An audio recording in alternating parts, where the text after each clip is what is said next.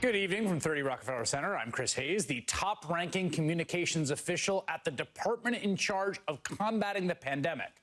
The Department of Health and Human Services is a dangerous crank who is undermining science and raving about delusional conspiracy theories.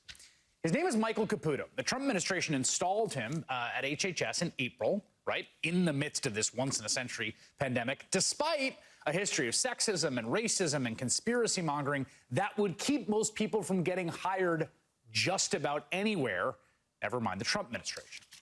The New York Times reported that Cavuto posted a video on Facebook yesterday in which, get this, he accused career government scientists of sedition, claiming they do not want America to get well, not until after Joe Biden is president.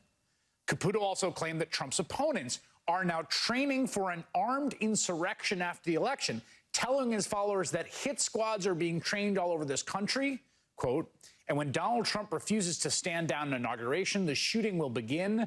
The drills that you've seen are nothing. He added, if you carry guns, buy ammunition, ladies and gentlemen, because it's going to be hard to get. Cavuto also said, this is the guy who's currently the head of comms at HHS right now. This is what he posted yesterday. He also said he expected that these imaginary left-wing hit squads would be coming to kill him personally. Now, these are the ravings of a man completely untethered from reality. But they are not much of a surprise, I got to say, coming from Michael Cavuto. Just the month before he was appointed as the top spokesperson at HHS, he was saying offensive things like this. I'm so proud of the president standing up in front of the media, accusing him of creating a stigma by calling it the Chinese coronavirus. You know what created a stigma for China? You know what did? By maybe even manufacturing this in a bioweapons facility in Wuhan, or maybe it's their eating habits where they suck the blood out of bats and eat the out of anteaters. There's zero evidence that it was manufactured in a bioweapons facility, just FYI.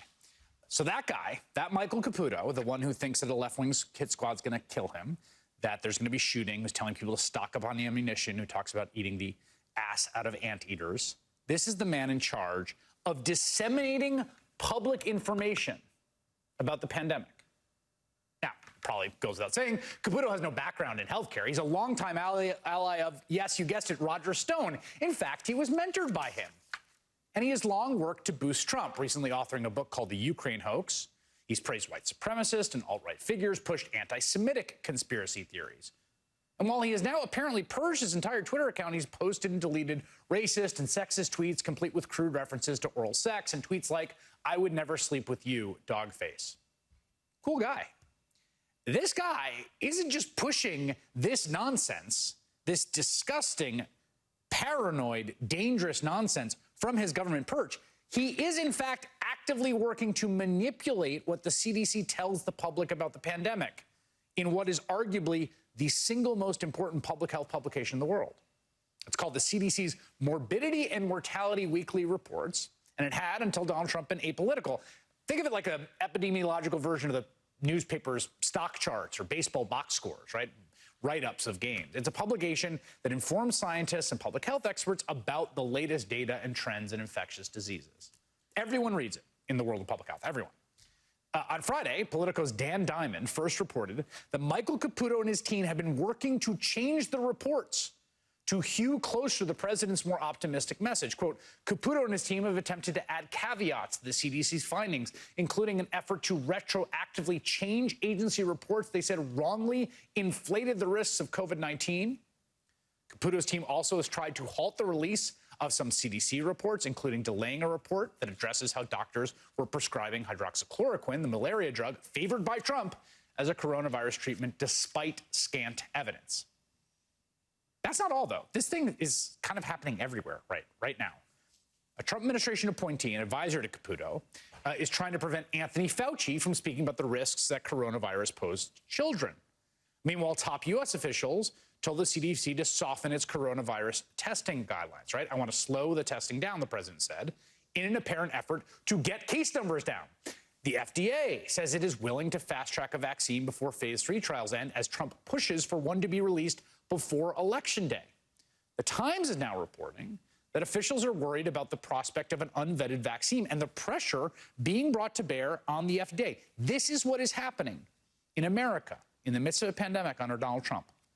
Political hacks, cranks like Michael Cavuto, that guy, they are working in positions of authority to undermine the science we need to fight a once-in-a-century pandemic in an attempt to cover up the illness and death the president is responsible for and to boost the president politically. The politics of denialism are running roughshod over scientists, and we saw that on absolute full display today. Couldn't come up with a better tableau than this. Trump's event in California, which has been devastated by forest fires. We want to work with you to really recognize the changing climate and what it means to our forests and actually work together with that science. That science is going to be key, because if we ignore that science and sort of put our head in the sand and think it's all about vegetation management, we're not going to succeed together protecting Californians. Okay. It'll start getting cooler. You just watch. I wish science agreed with you. Well, I don't think science knows, actually. It'll start getting cooler. That's the guy that said cases were going to go down to zero before he had 6 million cases and almost 200,000 Americans dead. That guy. So it's hard to think of anything more dangerous at this moment than letting the Michael Cavutos and Donald Trumps of the world tell us what the science knows actually. Joining me now, the reporter who first broke the story of Michael Cavuto and his team interfering with those CDC reports, Dan Diamond of Politico, who investigates health policy and politics, probably the best reporter on that beat in the country. Dan, great reporting as always. Give us a little background on Cavuto's entrance here. I mean, I got to imagine there were eyebrows raised at the time, and I think some of your reporting suggests the match between this guy in the midst of this moment when public information is so vital and important in this agency. He would not be the choice by public health experts to lead public health information during a pandemic. Chris, the background is that there was a concerted effort back at the beginning of the year by President Trump to impose some order on what was seen as a very disordered health department. Two of the top officials were feuding at the end of 2020, or at the end of 2019, going into 2020. Secretary Alex Azar, Administrator of CMS, Seema Verma. There was a theory in the White House that Secretary Azar was perhaps leaking unflattering information about President Trump during the early days of the pandemic. So the president turned to Michael Cavuto, an ultimate loyalist, someone who has dated back with the president for decades, as you noted, with Roger Stone, a longtime ally. Cavuto came into HHS and very quickly started making a mark. He pushed different agency officials in the FDA, CDC, NIH to try and line up more with the president's message on the outbreak, which is very different than the message that scientists have come to. Yeah, I mean, the message has, at every turn, right, been optimistic. We're turning the corner. Cases are going down to zero. Young people are fine. I mean, public health people tend to be people that are worried about the worst risks and try to communicate those ably. And I want to talk for a second just about the Morbidity and Mortality Weekly Report. I mean, I remember my dad actually was in public health. I remember growing up, we used to get it at the house. I thought it was such a hilariously titled publication. This is, like, I have had multiple public health people say, this is the gold standard publication in public health in the world. For Michael Cavuto to be editing or massaging it is just is shocking and horrifying to them. Well, first, the MMWR is a family subscription in the Hayes household. Sounds about right to me. But the idea that this was a red line that could not be crossed in science and decades of oversight of the CDC, we have reported, Chris, and there's been great reporting at other outlets too, on the pressures on public health officials for months.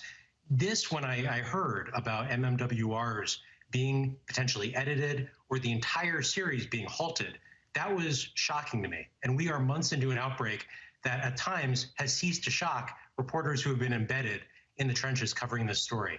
So Michael Cavuto and his aide, Paul Alexander, for about 3.5 months have been pushing very hard to try and change MMWRs that are not seen to line up with the president's thoughts on either children and their risk of coronavirus, hydroxychloroquine, the malaria drug that the president has touted, and some other MMWRs that were seen to be too critical of the overall response. Yeah, I mean, this is a scandalous cover-up is what you're describing. Those are my words, not yours. I mean, perhaps most unnerving is that you report that they're having success right around the margins. I mean, and when you think about the trust necessary to deploy a vaccine in this country, this is really, really unnerving. You say CDC officials have fought back against the most sweeping changes, but have increasingly agreed to allow the political officials to review the reports and, in a few cases, compromise on the wording. That's basically unprecedented as far as I know from the way this interaction usually works. That lines up with my reporting too, Chris. I talked to officials in previous administrations, Obama, George W. Bush, who said to a person that the CDC reports were sacrosanct. You could not, as a political appointee, get into the content of the report, because once you start doing that, where do you stop? What is the red line other than we need to step back and let these reports breathe? So there is significant concern, and I have seen emails of political appointees pushing very hard and at times getting concessions on some of these MMWRs. And imagine some Roger Stone, acolyte hack overseeing the National Weather Service and being like, no, it wasn't a record hot temperature in Death Valley. No, knock it down 7 degrees. I mean, you can't do that. The reality is what the reality is, despite what people want to say about it. Dan Diamond, like I said, just has owned this beat for the duration of the Trump administration. Thank you so much for being with me. Thanks for having me back, Chris. The Trump administration's use of the government as a tool of disinformation and propaganda is not just on the science around the most pressing matter we face, the once-in-a-century pandemic. It's killing hundreds of thousands of Americans. It's a whole bunch of other things, too. Today, Washington Post Greg Sargent had a really good piece about 7 ways that Trump and his cabal are using government to corrupt the election, which includes officials pressing for findings about civil unrest to be revised to downplay white supremacist violence and pump up the illusion of an organized leftist domestic terror threat. Sargent also points to Attorney General William Barr's push to release a report on the origins of the Russia investigation before the election. And amid this pressure from the Attorney General, remember, a top aide to the federal prosecutor assigned who's overseeing that report has now resigned, right? Because she felt there was too much pressure of that. Then there's the decision by the Director of National Intelligence to cancel in-person briefings on foreign efforts to interfere in the November election as Russia once again works on Trump's behalf. For more on the ways in which Trump is using the power of the state